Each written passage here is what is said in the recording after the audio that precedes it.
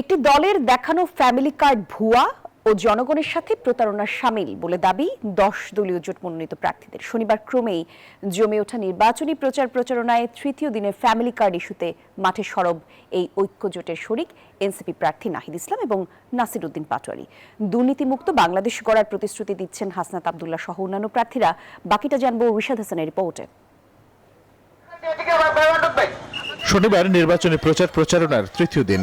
এই দিন মাঠে সরব উপস্থিতি 10 দলীয় ঐক্যজোট মনোনীত প্রার্থীদের। রাজধানীর শান্তিনগর বেলি রোড এলাকায় প্রচারণা চালিয়েছেন ঢাকা 8 আসনের এনসিপি প্রার্থী নাসির উদ্দিন পাটোয়ারি। তিনি জানান, জনগণকে যে ফ্যামিলি কার্ডের লোভ দেখানো হচ্ছে তা ভুয়া ও প্রতারণা। আপনারা দেখেছেন ফ্যামিলি কার্ডের কথা বলে, কৃষি কার্ডের কথা বলে মানুষের সাথে প্রতারণা সৃষ্টি করা হয়েছে। তো সেগুলো নাকি এটিএম কার্ডের মতন ব্যাংকে দিলেই নাকি টাকা আসবে। এই যদি হয় আমাদের বাংলাদেশের প্ল্যান, এটা আসলে একটা ভুয়া প্ল্যান। আর যে কার্ডগুলো তারা বিতরণ করছে এগুলো হলো ভুয়া কার্ড। এদিকে রাজধানীর ভাটারা এলাকায় গণসংযোগ শুরুর আগে ঢাকা 11 আসনের এনসিপি প্রার্থী অভিযোগ করেন, সব মশার বিরুদ্ধে সুরক্ষা দিতে এলো বসুন্ধরা এক্সট্রিম অ্যারোসল, মশার বিরুদ্ধে এক্সট্রিম সুরক্ষা। নির্বাচনী আচরণবিধি লঙ্ঘনের। জানান, ফ্যামিলি কার্ডের মাধ্যমে ভোট কেনার প্রক্রিয়া করছে একটি দল।